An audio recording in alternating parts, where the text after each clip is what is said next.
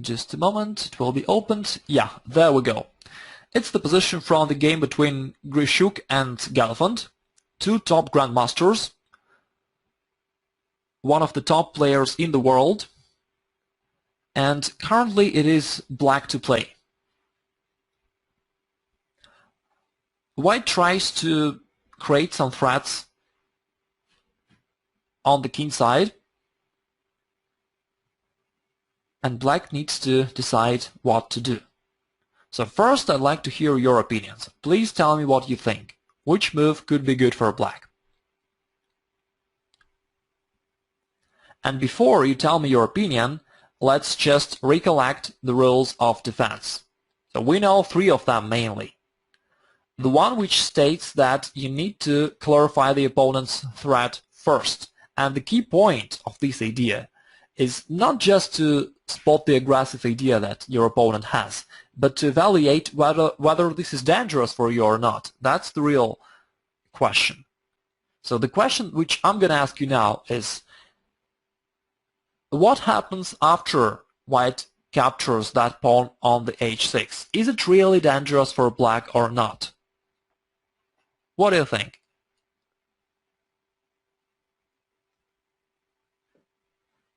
If we just imagine that black play any random move and then white continues and he takes that pawn on the h6.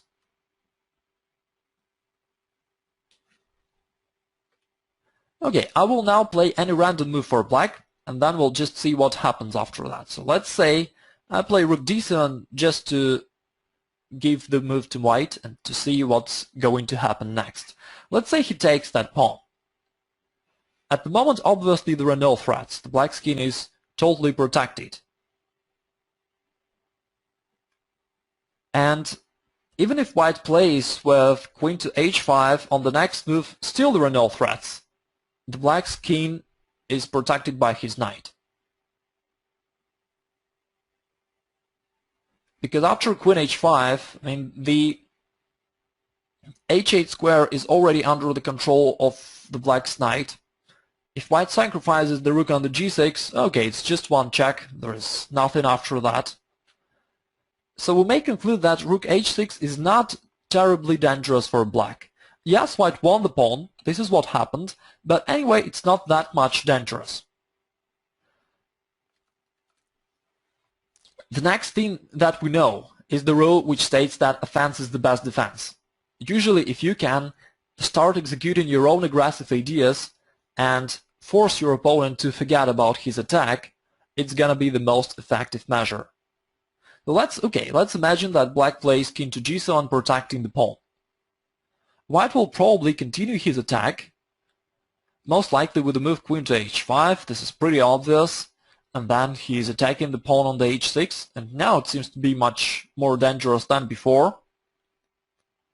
This time black will have to play rook to h8 to protect that pawn, but this is certainly not what black wants to do, because in this way we put the rook on a very passive position. Then white will continue his attack, maybe with a move like g4, and black still holds the position, but it's quite unpleasant. And white is rolling his attack very easily and flawlessly, without any problems. This is what happens if you ignore the right rules of defense. Again, we need to defend only if opponent's threats are really dangerous. If you detect that they are not really dangerous, that they are not really causing a huge damage to you, then there is no need for you to defend. Instead, you need to realize your own attacking plan. By doing this, you will take advantage of the situation that your opponent removed his pieces from the back ranks and weakened them. And then you will start your own counterattack and you will force your opponent to forget about his attacking intentions.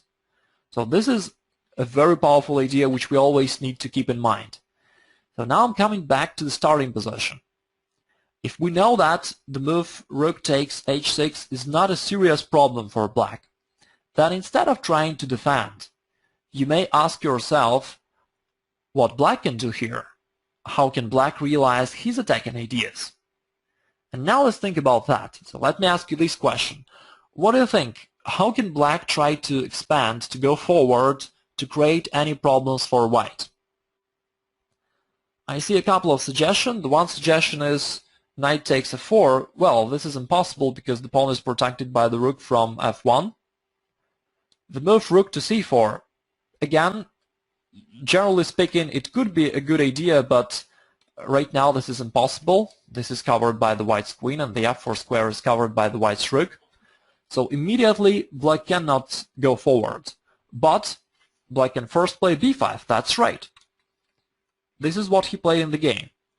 After b5, black can either continue with rook to c4 with the support of his pawn, attacking the white's pawn on the f4, or black can continue pushing the pawn playing b4, and it will disturb the white's knight, and it's not that easy to realize where the knight will go. Probably white will have to go on the edge and replace it to a very passive position. That's why b5 is a very effective idea. White took rook takes h6, and here black continued with b4, attacking that knight on the c3.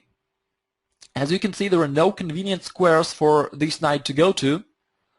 That's why white took the pawn, and black obviously recaptured with a queen. Now you can see that this queen is putting pressure on the white's knight on the b3 and indirectly on the pawn onto b2. Also, black is currently attacking that pawn on the f4, which is really unpleasant for white. And all in all, the white situation all of a sudden became quite crucial. And this is a very typical idea, and once again I want to highlight this fact. When your opponent starts his attack, your initial impulse is to start defending. This is the most natural reaction. But this is the most natural reaction of weak players.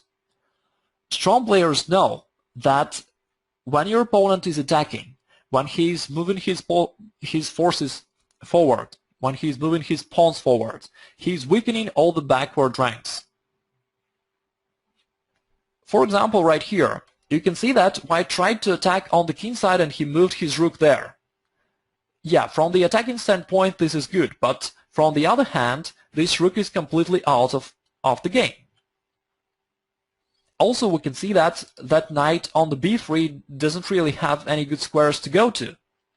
While trying to attack on the king side, white advanced his pawns to f4 and e5, and now they became the object of an attack.